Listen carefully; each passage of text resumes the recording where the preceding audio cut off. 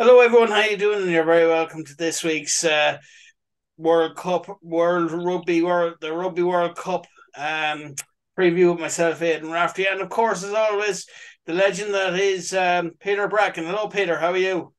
Good, Aidan. Good form, thank you. That's the stuff. Peter is mobile at the moment, so now you see, and people say men can't multitask, but how have you been? Yeah, so I suppose just start off by looking back at the match against England. A great performance. It was good to see some of the familiar faces back. Crowley got more game time under his belt. Keith Earls getting his 100th cap and scoring a try against England. So what a way getting a win against the old enemy, as I say, and scoring 100, getting your 100th cap and topping it off with a try. You couldn't get much better than that. Oh, it was brilliant, Aidan. The brilliant performance. They performed very, very well. So they're going into the World Cup nicely now, thankfully. So I think they're the best shape they've ever been going into a World Cup. So it's looking great. And yeah, it was mighty to see Keith Earls doing a big dive into the corner in his 100th cap to score a try. He took it brilliantly. So, like for a man who's mid 30s, he looked like a teenager the way Yeah, he that's jumped it. in there. So he still got it. That's So it. You never good lose. play A for bit him. like a bit like yourself, Peter. You never lose it. Yeah, exactly. Yeah. No, I don't know. I did one major dive for a try in my lifetime playing for Wasps in Adams Park, and the lads after the game reckoned there was a tremor recorded in High Wycombe. So Yeah, I don't know. They could have been and that right. after that, it became known as Wickham Valley. Oh no. But yeah, it was a brilliant all round performance, I suppose. But was there any of the new guys? Because some lads came on as well. It was good to see the old the usual heads in there as well. Any players stand out for you? I think had another good game when he came on as well, and Ross Byrne obviously, and that, and of course we'll be looking forward to getting Johnny Sexton back out again for the World Cup. Yeah.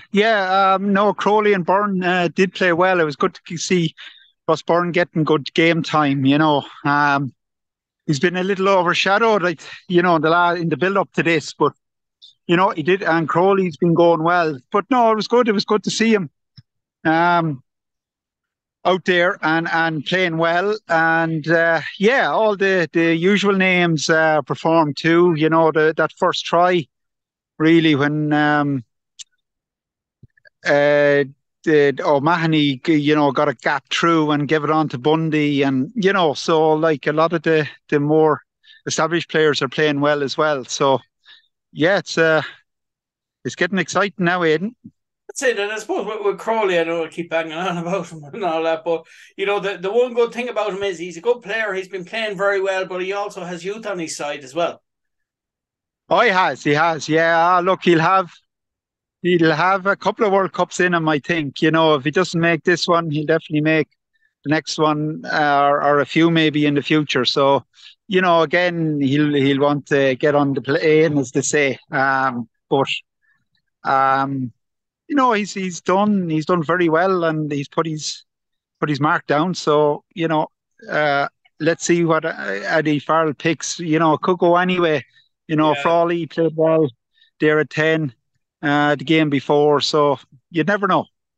that's it. And I suppose really, most of the other teams have their squads registered now at this stage. It's what's the story with Ireland? Like, is there? Because I don't think there's anyone that has to come back from injury. I think there might be one player actually. One of the lads is injured, isn't he?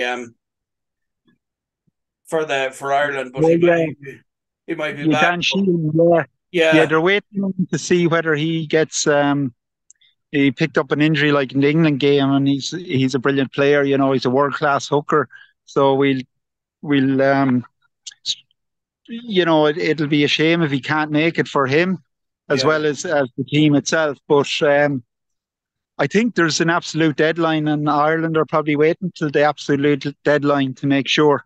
Yeah. And plus, I think it's intelligent as well because they've another game, they've another warm-up game to go against Samoa. So who knows who will pick up or who will pick up an injury or not, or who will perform or not. So I don't think it's any harm leaving it to the last minute.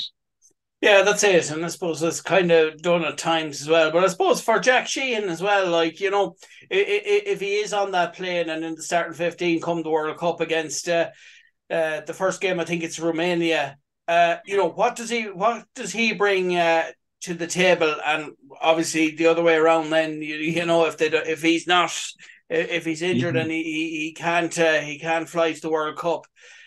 Because in the games that he's played in so far, he's been really a vital cog in the Ireland team. He's been playing really well. He has. Yeah, he's a very explosive type player. He gets on the ball a lot. There's a lot of carries, makes a lot of yards. He's an explosive player, and but yeah, there's other good guys there that are solid too. So we're not stuck for good front row players at the moment in Ireland. So anyone, if he doesn't make it, there's good players to fill in. So I wouldn't worry too much. No matter what squad goes, it's the best squad Ireland ever had, preparation wise, and it's the first Irish squad that it seems to be peaking for the World Cup. So if he makes it, great. If he doesn't, there's lads there that'll do the job too. That's it, and that's a great way to be going into a World Cup and that. But I suppose really looking at the game overall as well, usually as you said there on last week's interview, there's no such a thing as a friendly game between these two teams. But I thought that maybe England might have a bit. Obviously, Owen Farrell was suspended. And there's actually talks of him that he might be actually banned. What are your thoughts on that? Well, yeah, and it'd be the first time he would get a proper ban for those high shoulder charges that he's renowned for.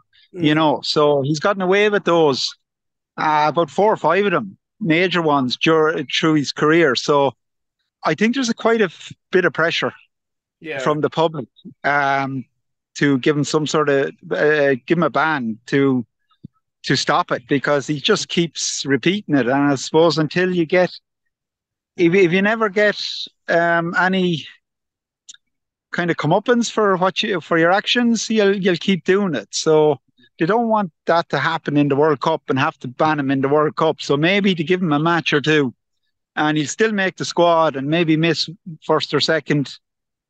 I think it's looking like he might get a ban and definitely miss England's first game against Argentina. But he'll probably be back after that. So yeah, look, he deserves at least one game. And like when you go in shoulder charging there, you can break a person's jaw or do some serious damage for no reason. And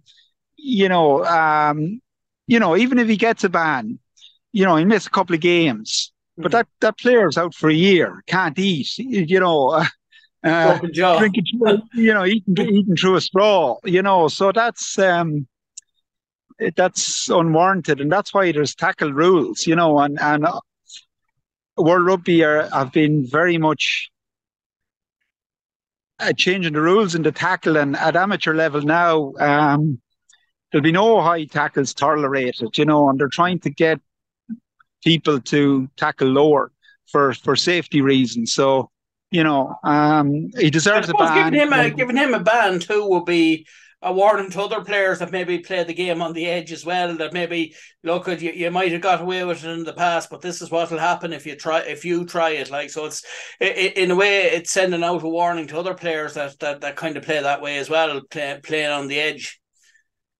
Exactly. And, everyone likes good tacklers and playing with them, and you don't particularly like playing against them, but if they're fair, no one's worried about, if you go in and smash a guy in a fair tackle, no one has any qualms with that. But if you do it a bad, nasty kind of stroke, well, then that's different. So yeah, it might quieten him, but then I think I've had this discussion with you the last time, 2 or 3 years ago, that he might learn, but he doesn't seem to. Yeah. He Yeah. might be just one of those lads that just doesn't seem to want to learn. It's like But that he's a quote great player. He's a on the great player. Patriots. He should, it'd be good to see him playing and tackling fairly because he's a Yeah. very, very good player, So um, it'd be good to see him in the World Cup. Yeah, it's kind of like that quote on the Patriot where Mel Gibson said he had long feared that his sins from the past would come back to revisit him, and it's looking like that's the case for him. But you see, Owen Farrell though, he is a brilliant player, but he can also be a worse player, as in like some players are brilliant, but they can have one flash of or one moment of stupidity that can cost not just him but the whole team. And all the plans and going the chances of going getting to a World Cup final or whatever go out the door. But look at that sport. That's he has to have a quiet word with himself while he's been suspended, I suppose, and kind of try to eradicate. But maybe if he takes some of those things out of his game, he's not the same player. But he needs to tone it down a bit, like you said. Exactly, Aidan. Yeah, that's it in a nutshell. And I suppose, but like there was two other players actually. There was one lad that played, but then there's another guy. Smith was the name of the player. I couldn't think of the name of last week. Do you remember that I was saying the other number 10 Yeah, option as well? He was very good. That's who it was, Smith. So they have good options in that. And they're, I suppose the team, the England team, are built well physically. They're real physically built, well built players, but looking at that Ireland game, the game against Ireland, there was nothing spectacular about them, I thought.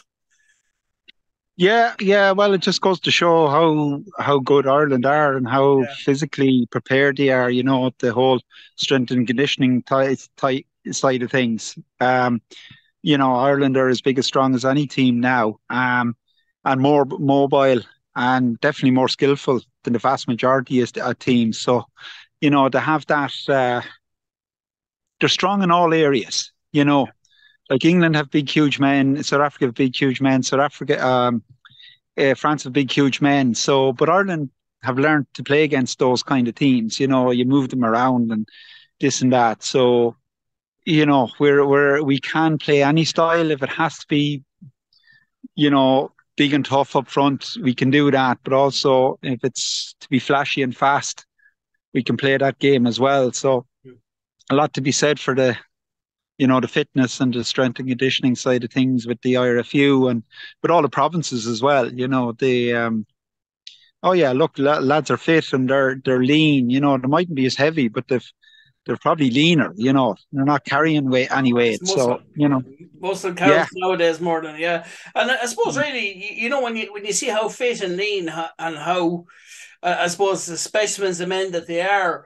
I had a great look back in June of going up to the IRFU Centre of Excellence and where the inclusion tag rugby tournament was on, and the facilities are second to none. So, like, if you're a part of an Ireland team and you've those serious facilities there for you that you can avail of, it's no wonder that these lads are built, not only built well, but also the fitness and the conditioning and also the endurance that they have.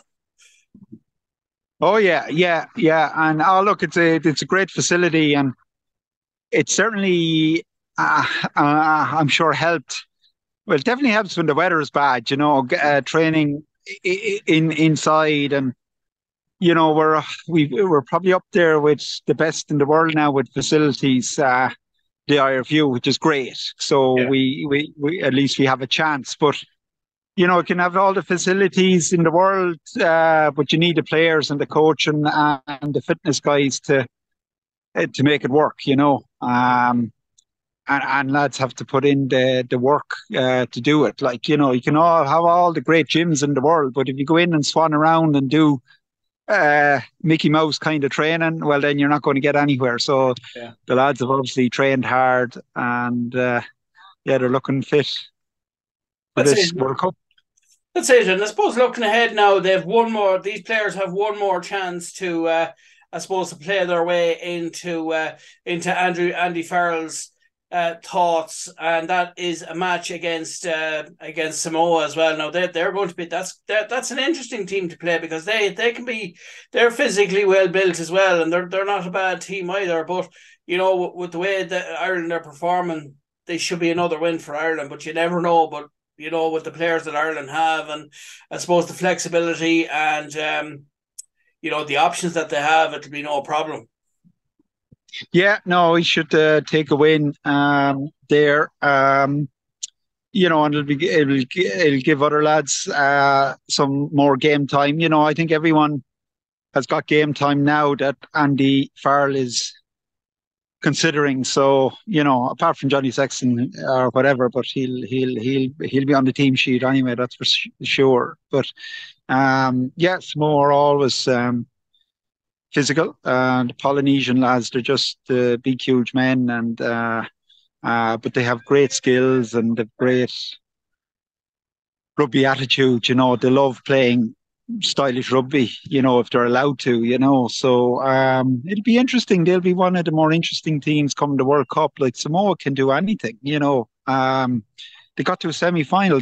Samoa have got further in the World Cup than we ever have, they've got the semi-final one time. So no, but yeah, Ireland should win. Hopefully neither team picks up any injuries and both teams go into the World Cup flying, Yeah, and I suppose looking at the squad from our point of view, obviously there's sure ringers for that'll be definitely on the list for the squad for Andy Farrell's squad.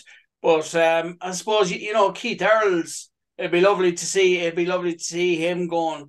You'd kind of think that he would be another definite in the squad, but I suppose it all comes down to but Keith Earls is a special player, and he's one of those with God. When you look at like 100 caps, what experience that brings to the squad, it'd be very hard to leave him behind. True.